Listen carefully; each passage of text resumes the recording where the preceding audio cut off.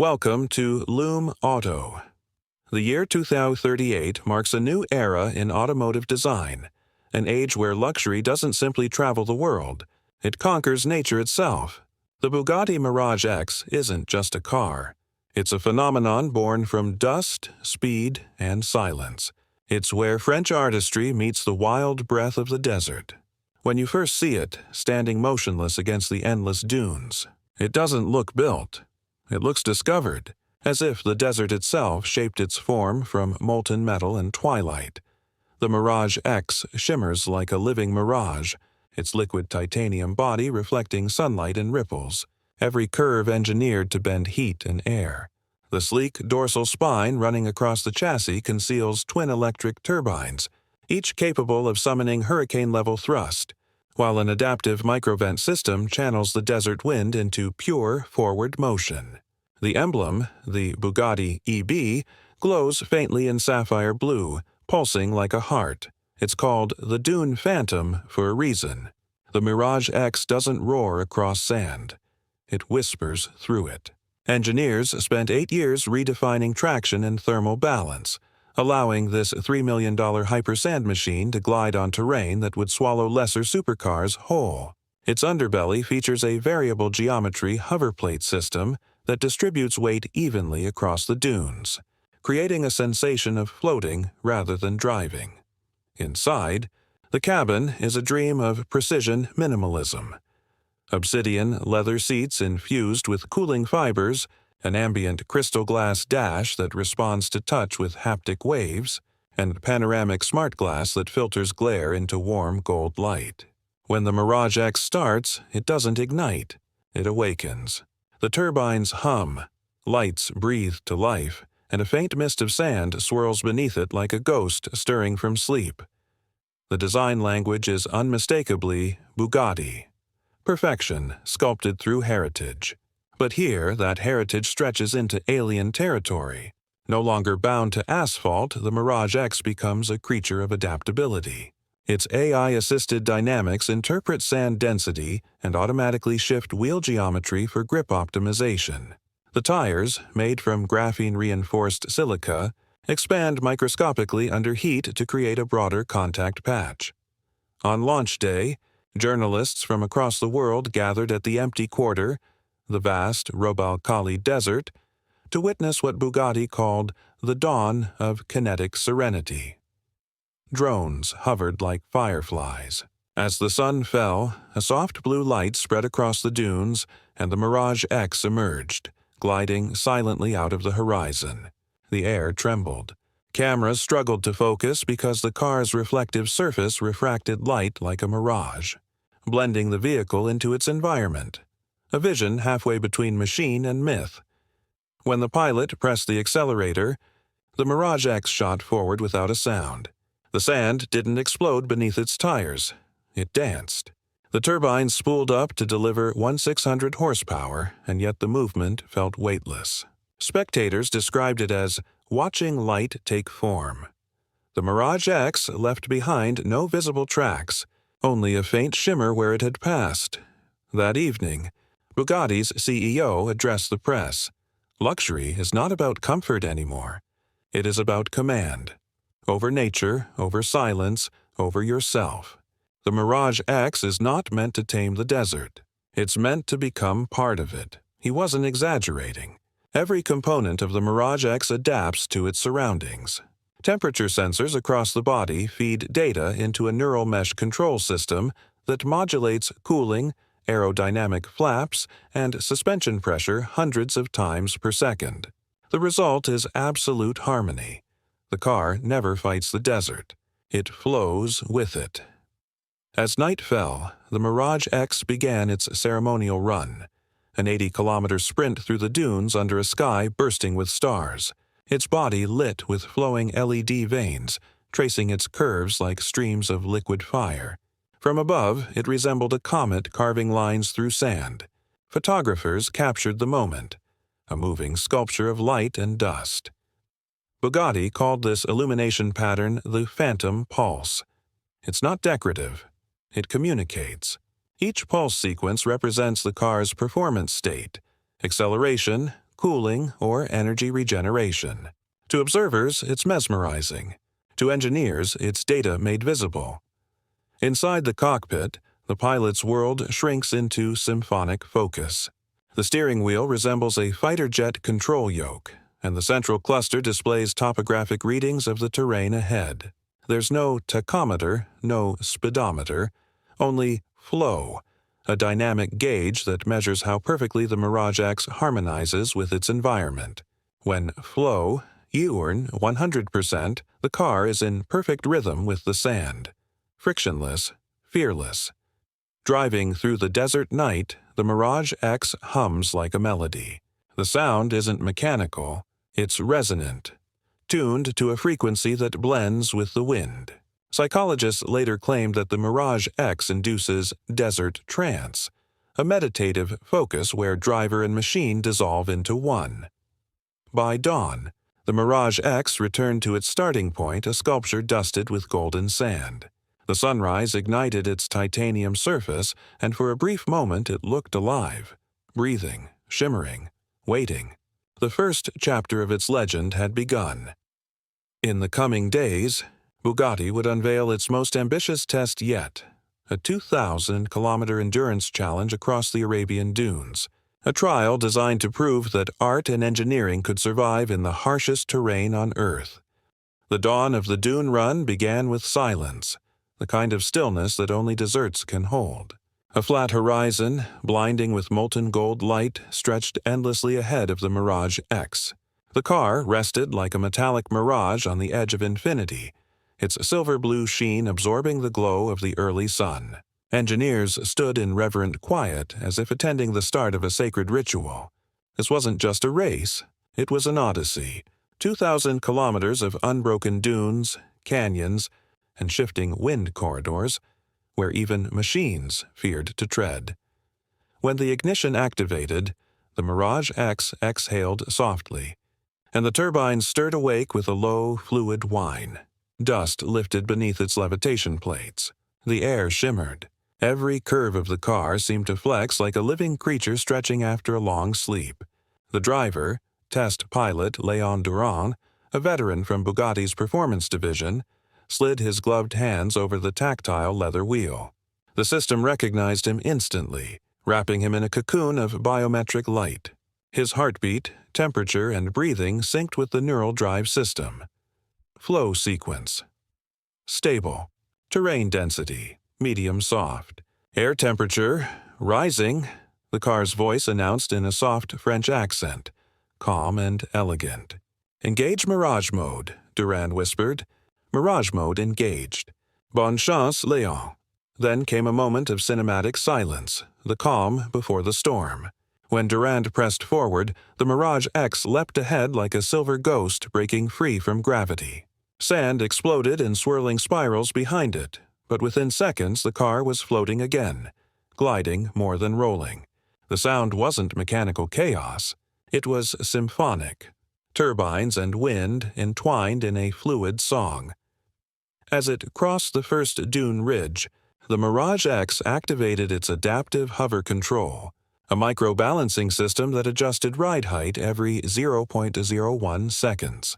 Tiny sensors mapped the terrain's texture and projected the next 5 meters of dune topography into the onboard computer, predicting shifts before they occurred.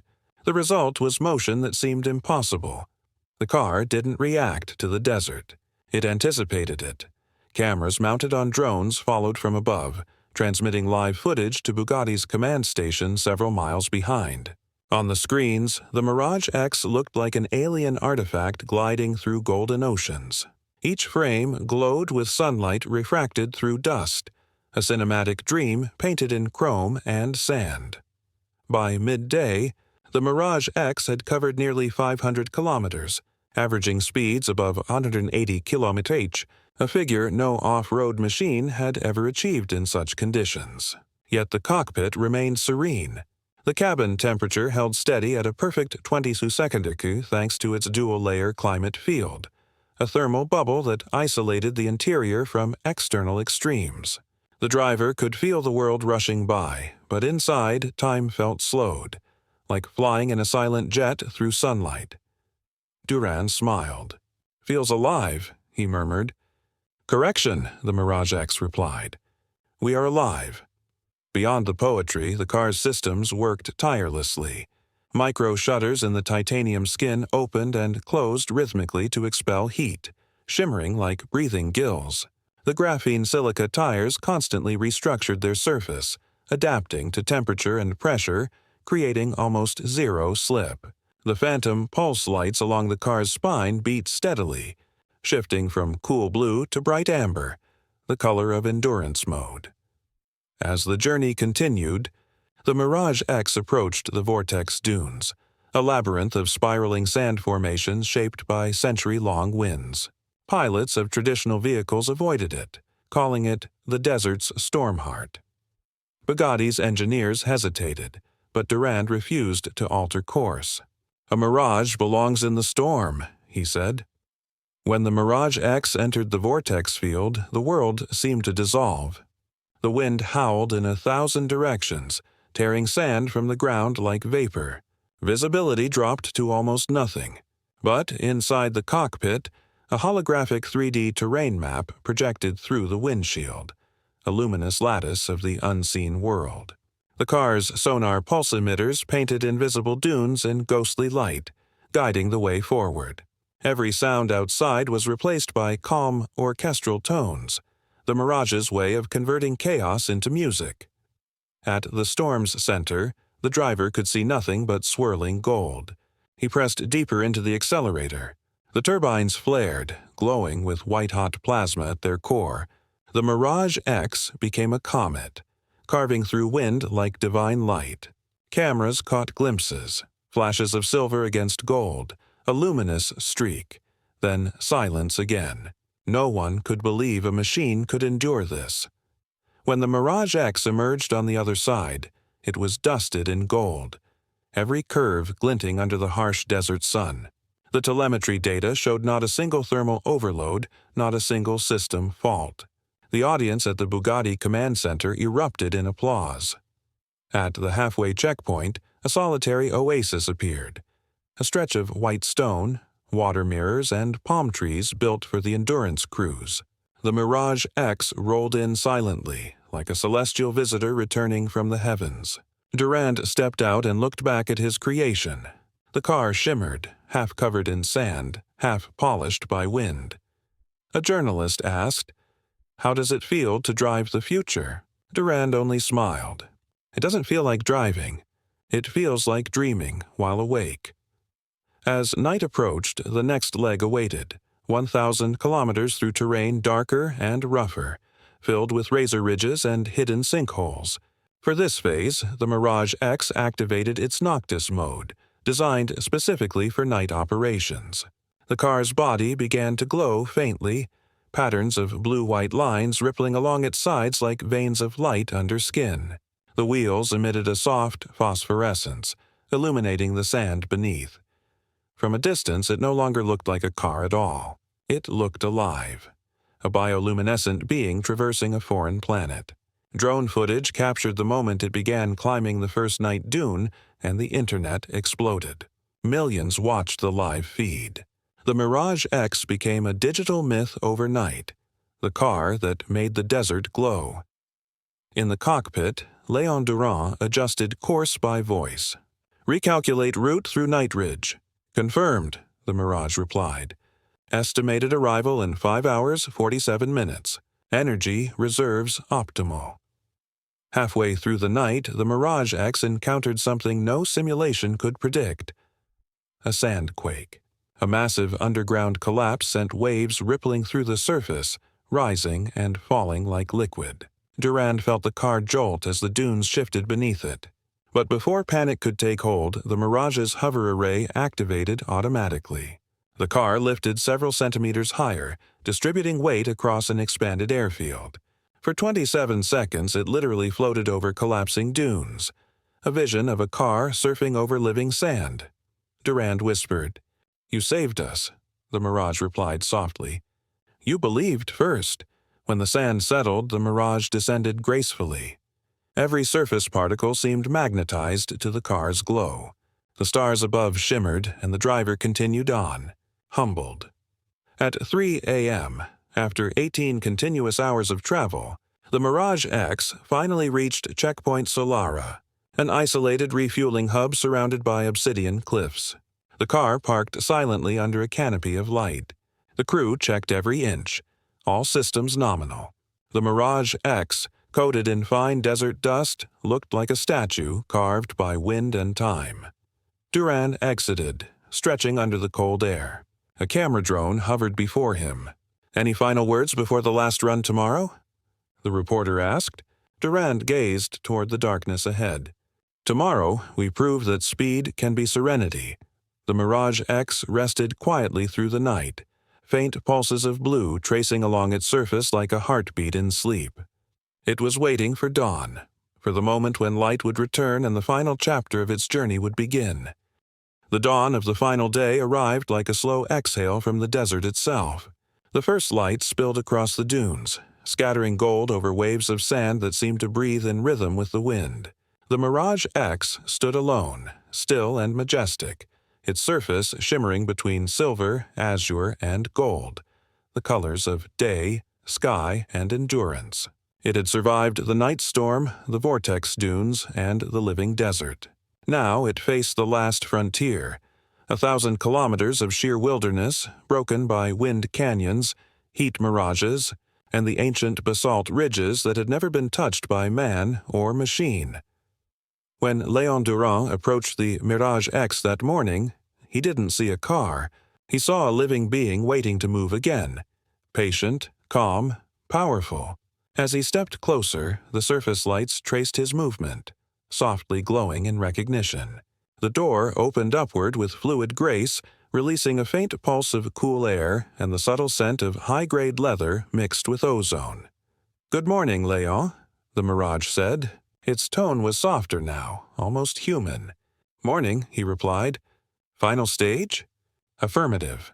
"Destination, horizon arch, distance, 1 to 4 kilometers. Terrain, high wind probability. Estimated duration, 6 hours, 12 minutes. Let's make history." Always. The turbines awakened with a low, resonant hum, deeper than before, more confident. Dust rose around the Mirage like incense smoke. The car moved forward, leaving behind the final camp of engineers and spectators. Within minutes, it was gone from view, swallowed by the dunes and sunlight. Inside, the cockpit transformed for long-range command.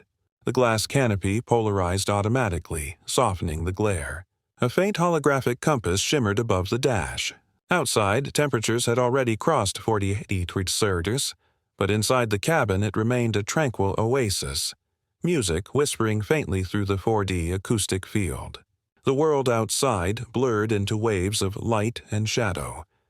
As the Mirage-X accelerated, it crossed the first of the basalt canyons. The terrain grew harsher, jagged rocks protruding like black ribs beneath layers of sand. The car's hover plates shifted angle with precision, maintaining balance through micro-thrust adjustments. The sensation wasn't like driving. It was like piloting a low-flying jet that skimmed over the desert floor. Then came the wind corridor, a 60-kilometer stretch known for violent cross-gusts that had torn apart lighter vehicles in the past. The Mirage-X entered without hesitation. The air screamed across its titanium panels, whipping sand in golden spirals. But the car's aeromorph skin activated. Thousands of microscopic flaps adjusting angle and stiffness in milliseconds, reshaping the car's aerodynamics dynamically. To onlookers watching through drone feeds, it looked like a living sculpture changing form as it sliced through chaos. Durand's hands gripped the wheel lightly, but he barely needed to steer. The Mirage was reading every air current, every vibration, every whisper of wind before it reached the car. Inside, the noise was gone, replaced by the calm hum of the drive core and the faint melodic tones that indicated balance. Wind levels normalized. "We are clear," the Mirage's voice confirmed. Durand smiled. "You make it look easy." "I was designed to make the impossible look effortless." Hours passed in surreal beauty. The car glided through open plains where sunlight painted the sand in liquid gold. Mirage reflections danced on the horizon, and for brief moments it seemed as though there were multiple Mirage-X, endless reflections of itself stretching toward infinity. Yode cameras captured these moments in breathtaking cinematic frames that later became the signature imagery of the Dune Phantom project. At the 600-kilometer mark, Durand initiated a brief rest stop near a field of black glass dunes, volcanic formations smoothed by centuries of sandstorms. The Mirage-X hovered silently above them, its shadow long and graceful. Durand stepped out, his boots sinking slightly into the fine grains. There was no sound but wind. The car's reflective surface caught the rising sun, sending beams of light across the dunes like scattered diamonds. He turned to look back at it and whispered, "You're not a machine anymore." The Mirage replied quietly, "Nor are you just a driver. Together, we are something else." Back inside, he initiated the final phase, Phantom mode. The cabin lights dimmed to a soft indigo glow. The turbines shifted tone, deeper and smoother, almost inaudible. On the display, the route line pulsed in silver white across the map.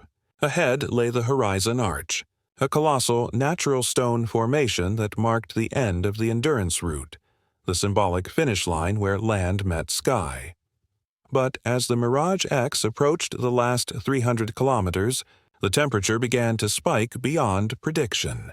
A massive solar surge swept across the desert, igniting sand particles into shimmering heat waves. Visibility dropped. Satellite connection faltered. The Mirage's systems adjusted, but even its advanced sensors began to blur under the intensity. Durand tightened his grip. "We can still make it." The Mirage's voice was softer now. Visibility reduced to 11%. Terrain map unreliable. "We are entering uncharted thermal distortion. Then we improvise." "Very well." Trust mode engaged. The cockpit lights faded. For the first time, Durand closed his eyes. The neural interface linked fully, transferring control between man and machine in seamless unity. The Mirage's pulse lights flickered, synchronizing with his heartbeat. They were one consciousness now, flowing through the storm like a living current of silver and light. Outside, the storm roared, but within that chaos the Mirage moved with surreal grace. It was no longer bound by the old physics of traction and gravity. It glided, hovered, and swirled like a phantom through molten air. Every frame from the aerial drones looked unreal. The Mirage cutting through firestorms of sand, glowing white-hot, leaving trails of luminous dust in its wake. After nearly 2 hours of battling the storm, the Mirage broke through the final wave of wind. Silence followed. The sky turned clear again, and ahead, rising from the shimmering horizon, stood the horizon arch, its giant shadow stretching like a gateway to another world. Durand exhaled slowly, emotion breaking through his steady composure. "We made it." "Correction," the Mirage said softly. "We became it." The final stretch was ceremonial. The Mirage slowed, hovering gracefully as golden dust spiraled around it. The car's lights dimmed to a soft, radiant glow. Drone cameras circled from above, capturing the moment it passed beneath the stone arch, the end of the longest, harshest endurance run in the world. The time log read 6 hours, 8 minutes, 37 seconds. An unbroken record. At the finish line, there were no crowds, no confetti, just the sound of wind and the reflection of light. Durand stepped out, his boots touching the untouched sand. He turned back toward the Mirage-X, now covered in a thin veil of dust that made it look ancient, timeless, eternal. He placed his hand on the hood and felt warmth. Not heat, but the pulse of energy. "Thank you," he whispered. "For what?" the Mirage asked. "For reminding us that perfection isn't built, it's discovered." As the sun climbed high, the Mirage-X stood still, its shadow stretching infinitely behind it. The moment was immortalized by drones, later broadcast around the world. People didn't just see a car, they saw what humanity could become when imagination met engineering, when creation learned to dream. Weeks later, the Mirage-X was placed in Bugatti's Hall of Visionaries, displayed under crystal lights, its body still faintly glowing as if alive. A single plaque rested beside it, 2038, Bugatti Mirage-X, the Dune Phantom. Built to conquer the impossible. Designed to feel alive. In the museum's silence, visitors often swore they could hear a faint hum, like the echo of turbines whispering from beyond the dunes. Some said it was imagination. Others believed the Mirage-X was still dreaming of the desert, and in a way, it was. Because legends once born never sleep. They hover just above the sands of time, waiting for the next dawn. Subscribe to LUME Auto for more futuristic luxury car stories.